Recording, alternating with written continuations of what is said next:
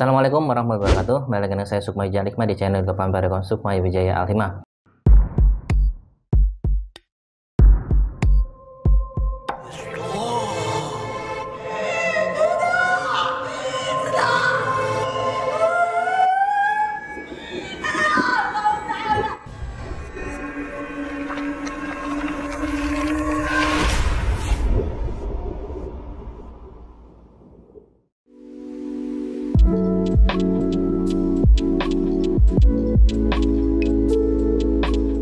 Warahmatullahi wabarakatuh. Teman-teman semua, Allah, Rasulullah, dan para malaikat sangat menyukai wangi-wangian, yang sehingga kita disunahkan pada waktu beribadah dan berzikir untuk menggunakan wangi-wangian. Nah, insya Allah wangi-wangian dari minyak Arab ibadah original dan membuat doa-doa kita lebih cepat sampai ke Allahnya. Selalu gunakan minyak wangi non alkohol dan halal di minyak Arab ibadah.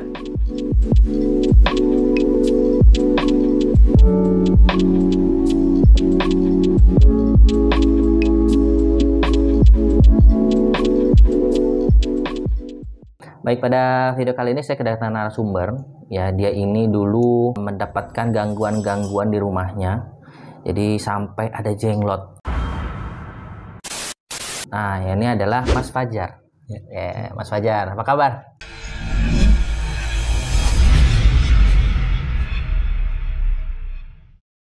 Sehat, alhamdulillah. Alhamdulillah ya. Sekarang sibuk ngapain sibuk? Sibuk masih kerja aja sih. Kerja di mana sekarang? Kerja sales jual kartu perdana. Oh, oke. Wah, mudah-mudahan rezekinya naik terus ya. Alhamdulillah, insya Allah ya.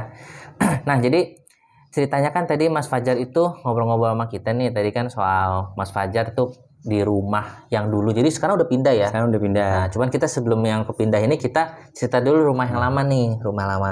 Jadi rumah lama dulu itu katanya pernah sampai banyak gangguan ya? Banyak gangguan. Banyak gangguan. Nah, sampai katanya sampai apa jenglot gitu-gitu. Iya, sampai sempat ada orang-orang rumah sakit gitu ya? Iya, sempat adik saya sempat jadi kehilangan gitu. Nah, itu ceritanya gimana sih? Awalnya sih rumah itu sih aman-aman aja sebelum ada yang pada sakit kan. Jadi abang saya itu sakit, terus akhirnya meninggal. Sebelumnya sakit apa? Sorry. Sebelumnya yang itu yang bahaya gitu loh. Jadi kita kalau sering minum minuman yang berenergi gitu nanti livernya bocor kan, ginjalnya bocor. Jadi dia sakit. Ketika dia meninggal, orang tua saya tuh nyaranin buat ngebersihin rumah lah.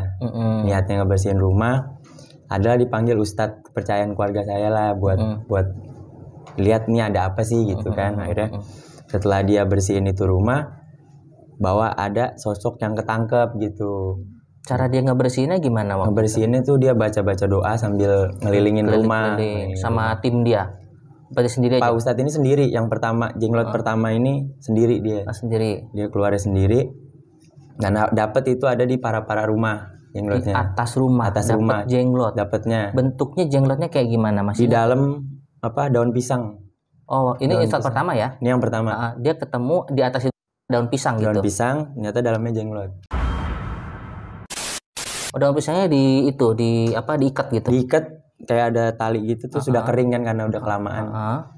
Nah, di situ dibuka, di dalamnya jenglot tuh. Tuh di atap rumah? Di atap rumah dapatnya. Bisa ketemu di atap rumah ya? Terus pada waktu dia bersihin itu ada ini dong, serangan-serangan apa enggak waktu itu? Kalau yang pertama sih dia cuma mungkin karena gampang kali ya, gampang nariknya. Jadinya nggak ada serangan-serangan apapun kalau yang pertama. Nah, yang kedua ini. Nah, setelah dia ambil, si ustadznya ambil, udah bersih kan? Udah bersih. Oke, nggak ada gangguan tuh ya? Nggak ada gangguan, tapi setelah itu adik saya sakit. Oh, tiba-tiba sakit adik? Tiba-tiba adik saya yang sakit. Indikasinya sih dokter bilangnya dia leukemia. Sempat struggle 8 bulan, adik saya ngelawan penyakitnya, kanker. Akhirnya meninggal juga. Kenapa dia bisa kanker itu ada nggak? Kita kasih tau nggak sama dokter sumbernya kenapa? Bisa historinya sih keturunan nggak ada kanker itu nggak ada di keluarga kita, di atasnya orang tua saya juga nggak ada. Habis dari situ kita udah 7 harian mikirlah buat ngebersihin rumah lagi gitu kan, ngebersihin rumah lagi. Baru didatengin ustadz yang beda. Oke. Beda sama yang pertama gitu kan, sendiri lagi tuh Ustadznya datang. Akhirnya di situ saya masih yang kok sampai dibersihin lagi gitu kan. Kan kemarin udah ada jenglotnya satu gitu. Nah, disuruhlah sama Pak Ustadz itu saya bikin kopi tapi di dalam baskom kata dia. Saya sendiri yang bikin kopinya. Banyak gitu ya. Sekilo ada tuh ya. Bang. Enggak lah. Tiga bungkus aja, tiga bungkus aja. Saya kira buat minum Pak Ustadznya, ternyata buat media doang kan. Dia akhirnya baca-baca, dia bersihin lagi tuh Ki. Dia bersihin itu baru ada gangguan-gangguan gaib tuh. Kayak saya nyimpen stick golf di belakang saya, tiba-tiba dari atas rumah dilempar sama nggak tahu siapa karena di atas. Tapi di luar rumah lemparannya apa di dalam rumah? Lemparan dari atas. Tadi di belakang ada tangga, dilempar dari atas. Sedangkan di lantai 2 itu nggak ada siapa-siapa. Karena rumah kosong kan, cuma ada ayah saya, pembantu masih Pak Ustadz ini cuma berempat doang. Terus Pak Ustadz nyamperin kita, jangan kaget ya soalnya ini dia ngelawan kata dia nggak mau sebenarnya diambil dari ini rumah kata dia gitu. Lalu itu ada lagi serangan lagi, kunci rumah yang kecantel itu tiba-tiba dari samping rumah masuk gitu ke dalam, padahal kuncinya nyantel di pintu. Nah udah selesai kayak gitu, Pak Ustadz bilang wah ini udah selesai nih kata dia, udah yuk kita ke yang baskom tadi yang kalian jagain kata dia gitu. Pas dari situ diambil satu-satu di dalam kopi itu kan, di dalam air kopi di baskom itu diambil, ada kayak botol parfum gitu, dalamnya paku, terus kapas sama rambut. Tapi tadinya nggak ada botol itu? Nggak ada. Di tangan Ustadz juga nggak ada? Nggak ada. Ustadznya pakai koko pendek gitu. Jadi pendek. buat hal-hal yang kayaknya dia masukin sendiri tuh kayaknya nggak mungkin. Nggak mungkin. Sama air di baskom itu kayak dikit. Dan jadi, juga yang bikin kopi itu kan ente ya? Ya saya sendiri yang bikin. Dan lu jagain juga itu kopi. Jagain. Dan pas saya jagain, kemungkinan buat dia naruhin barang itu pasti kelihatan. Iya, karena dia pakai tangan pendek. Dan juga kalau tola itu tola kalau kita ngomong yang buat kayak gitu ya, itu kan gede. Kalau dia selipin di tangan nggak mungkin. Nggak mungkin. Pasti kelihatan. Ditumpuk dalam kopi pun juga nggak mungkin kasih yang buat. Iya, karena ente yang buat. Dan itu dia bilang, itu apaan Pak Ustadz? Saya bilang gitu kan, ini nih paku 4 sisi kata dia, 4 penjuru katanya gitu kan. Jadi rumah ini udah dipatok. Saya tambahin lagi sih sebelum dipanggil Ustadz itu, rumah saya ini mau dijual akhirnya. Oh iya. Rumah saya mau dijual. Setiap ada yang deal-dealan udah pengen jadi nggak jadi tiba-tiba. Mau bayar nggak jadi. Akhirnya bulat lah buat ngebersihin aja nih rumah. Nah setelah dari situ udah ada 4 ini. Nah ini nih kata dia, ternyata si Ustadz yang pertama sama Ustadz yang kedua ini kan nggak temenan, nggak tahu juga, nggak kenal. Ya. Si Ustadz yang kedua ini bilang bahwa sebenarnya jenglot ini pasangan. Dia bilang yang sebelumnya ini ceweknya yang diangkat, yang ini cowoknya kata dia. Bener gak Pak sebelumnya ada jenglot nih? Baru ayah saya bilang bener, sebelumnya pernah dibersihin dapat jenglot 1. Saya kira udah kelar sampai di situ. Nah yang kedua ini diangkat. Nah ini dia Pak pasangannya, di dalam kedubung pisang juga, dalam daun pisang kering. Berarti di dalam kopi itu ada daun pisang itu. Dia tiba-tiba ngambil daun pisang. Daun pisang itu gede loh, gede kan? Iya daun pisang kayak lemper gitu, kayak lontong tapi panjang. Oh yang sudah yang kecil ya, daun pisang kecil. Jenglotnya gede, seukuran apa? Setangan inilah, setangan ini. Setangan. Itu bentuknya masih ingat nggak jenglotnya itu bentuknya kayak apa? Coklat, badannya kurus gitu kan. Rusuk-rusuknya kelihatan, terus rambutnya panjangnya sampai kaki. Lagi begini. Tangannya begini. Jarinya panjang. Tapi nggak begini tangannya begini. Tangannya ke bawah. Kalau yang jenglot yang cewek itu? Sama posisinya sama kayak gitu juga posisinya. Cuma dia lebih kecil.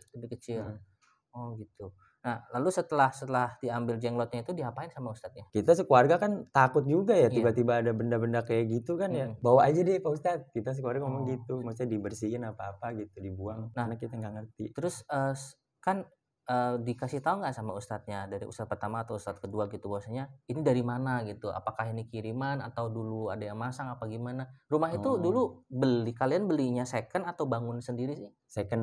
Beli second ya? Belinya bekas pakai orang kan. Kalau Pak Ustadz sih bilangnya ini emang kiriman, tapi dia nggak mau nyebar fitnah gitu loh. Dia nggak mau ngasih namanya siapa-siapanya, dia nggak ngasih tahu. Cuman indikasinya kemungkinan itu adalah kiriman. Jelas dari patok itu sama ini pasangan, berarti kan tandanya 2 korbannya. Dan jenglot itu kan katanya memang makan darah. Nah adik saya kebetulan kan leukemia. Iya benar. Cocokologinya sih gitu. Iya, ada benang merahnya. Ada benang merahnya. Nah setelah itu selang berapa minggu atau berapa bulan atau berapa hari itu kejualnya? Seminggu setelah itu langsung ada yang datang, langsung deal-dealan. dengan cepat aja. Dengan cepat aja. Padahal sebelumnya susah banget. Udah dealan nggak jadi, ada aja alasannya gitu. Dengan harga yang kita memang inginkan, tidak di bawah yang kita inginkan ya. Alhamdulillahnya ya. Nah, abis itu baru kalian pindah ya? Baru pindah. Nah, tapi semenjak itu masih ada gangguan-gangguan lain nggak sih ke rumah, ke orang rumah gitu, ke orang tua, atau mungkin dulu ente pernah dimimpiin gitu? Selama dulu waktu masih belum dijual gitu. Kalau dimimpiin sih nggak ada sih, paling ya kayak mimpi-mimpi kangen-kangen sama adik kakak aja sih gitu. Karena kita sekeluarga tuh lumayan realistis sama hal-hal kayak gini tuh, maksudnya janggal lah gitu, nggak terlalu concern. Tiba-tiba dihadapin sama situasi kayak gini, kita sekeluarga kaget juga. Oh ternyata hal-hal kayak gini tuh ada. Iya. Jadi memang banyak tuh teman-teman, kayak misalnya ada beberapa pendapat ya, banyak orang pendapat katanya, kalau goib-goib itu kenanya hanya orang yang percaya aja. Ternyata urusan percaya nggak percaya, namanya sihir mah kena aja. Namanya sihir ya, namanya sihir itu urusan lu percaya nggak percaya sihir, asal lu ditembak sihir kena aja gitu, nggak ada urusan gitu. Nah, pada waktu itu kakak meninggal berarti ya, sudah ya, almarhum. Adik juga almarhum gara-gara kejadian-kejadian itu gitu kan. Terus orang tua sempet ini dong ya, sempet kecewa atau gimana, pengen banget cari tahu ini siapa nih, ada dendam nggak gitu sih? Ada sih, ada, tapi kita ya balik lagi karena kita sholat ya, maksudnya jadinya mikirnya ya udahlah, emang udah jalannya gitu. Ya memang Allah, skenario Allah begitu ya sudahlah. Kita mau mikir jahat juga ke orang, sama jahatnya nanti. Iya. Kalau misalnya kita balas, apa bedanya sama kita sama mereka gitu kan, kayak gitu. Nah, terus setelah rumah itu dijual, kalian pindah, beli rumah baru. Di mana sana pindahnya? Pindahnya ke Taman Mini. Taman Mini. Taman Mini di daerah Padepokan situ, belakang Taman Mininya lah. Taman Mini Indah itu ya? Ya, Taman Mini Indonesia Indah. Itu sebenarnya sih bukan rumah kita beli, tapi nyokap nih dapat rumah dinas. Dapat rumah dinas dari kantornya. Dari kantor. Dan rumah itu emang jarang ditempatin. Sama yang kepala-kepala ajuman sebelum itu nggak pernah ditempatin. Nah, kita yang tempatin, orang situ sih bilang katanya rumah itu angker. Nah, itu rumah angker, nanti kita di video berikutnya ya. Cuman kita nanti masih lanjut dulu nih. Gue masih penasaran sama satu hal. Setelah dibersihkan nih, ini pertanyaan terakhir nih, Mas Fajar. Setelah dibersihkan, itu kalian pada waktu pindah ke rumah dinas itu ada nggak ngikut gitu, atau misalkan kadang-kadang masih ngerasa berat, atau masih ada gangguan nggak sih di badan? Mungkin sebelum dibersihin itu sih banyak banget, maksudnya kayak ngerasa kayak ini ada apa sih nih, badan ada apa sih berat ya, gitu, gampang capek apa gimana nggak gitu? Yang kayak gitu sih dibawanya selalu gitu, selalu dibawa kayak mungkin kecapean. Tapi setelah itu sih kehidupan kita sih keluarga biasa aja jadinya, nggak terlalu panas. Misalnya kayak ada hal-hal kecil di rumah tuh jadinya panas tuh dulu, cepet kebakar. Sebelum diruqyah ya. Kalau ada masalah dikit berantem. Gitu ya. Ada masalah dikit sampai berantem. Ini nggak sampai piring-piring terbang nggak mau papa berantemnya? Hampir sih. Piring-piring terbang. Kakak saya sebenarnya, kakak saya ada cewek hampir sampai kayak begitu. Sampai piring-piring terbang ya. Sampai kita lempar-lempar piring gitu ya, piring terbang gitu ya kalau marah ya. Kalau marah. Terus pintu sampai dibanting-banting ya. Banting-banting. Pintu dibanting, jam yang jatuh.